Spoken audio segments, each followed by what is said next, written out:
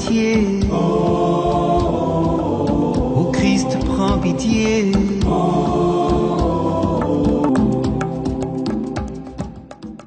Amis de Lumen Christi TV, bonjour et bienvenue sur votre émission Nos frères les saints. Ce 25 novembre, nous contemplons ensemble la figure de Sainte Catherine d'Alexandrie, vierge et martyre. Sainte Catherine naquit à Alexandrie d'une famille de première noblesse.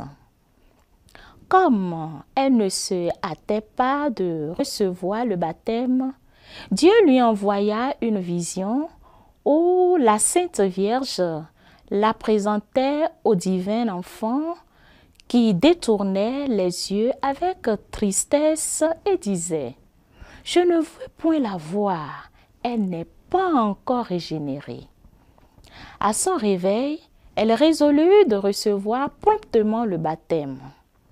Quand elle l'eut reçu, Jésus lui apparut, lui donna 1000 témoignages d'amour, la prit pour épouse en présence de Marie et de toute la cour céleste et lui passa au doigt l'anneau de son alliance. Catherine, douée d'une haute intelligence, survit avec le plus grand succès les leçons les plus grandes par les maîtres chrétiens de l'école d'Alexandrie et acquit la science des docteurs. Dans une grande fête du paganisme, célébrée en présence de l'empereur Maximin, elle eut la sainte audace de se présenter devant lui, de lui montrer la vanité des idoles et la vérité de la religion chrétienne. La fête terminée, Maximin, étonné du courage et de l'éloquence de la jeune fille, réunit 50 des plus savants docteurs du paganisme et leur ordonna de discuter avec Catherine. Préparée par la prière et le jeûne, elle commença la discussion et fit un discours si profond et si sublime sur la religion de Jésus-Christ comparé au culte des faux dieux que les 50 philosophes, éclairés par sa parole, en même temps que touchés de la grâce, proclamèrent la vérité de la croyance de Catherine et reçurent par l'ordre du cruel empereur le baptême du sang, gage pour eux de l'immortelle couronne. Cependant, Maximin, malgré sa fureur, plein d'admiration pour la beauté et les hautes qualités de Catherine, espéra la vaincre par l'ambition en lui promettant sa main. Il essuya un refus plein de mépris.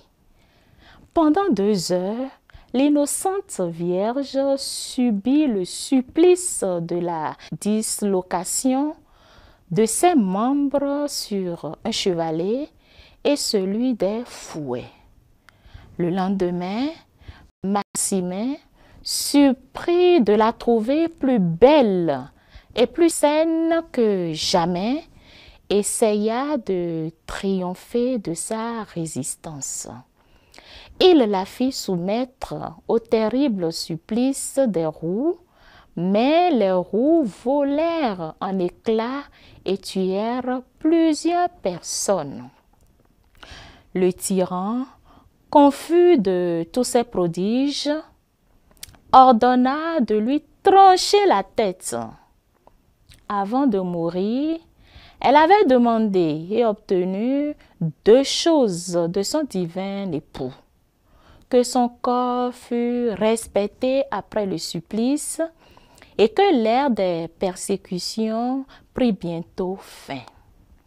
Plus tard, son corps fut transporté par les anges sur le mont Sinaï. qu'à l'intercession de Sainte Catherine d'Alexandrie, nous soyons de véritables témoins du Christ, prêts à endurer tout pour lui. Demandons aussi la grâce de mettre nos connaissances au service de l'Église, notre Mère. Amen. C'est la fin de ce numéro de votre émission Nos Frères les Saints. Merci de l'avoir suivi et à demain. Oh, tous les saints, priez pour nous. Oh, tous les saints, priez pour nous. Ô Seigneur, prends pitié. Oh,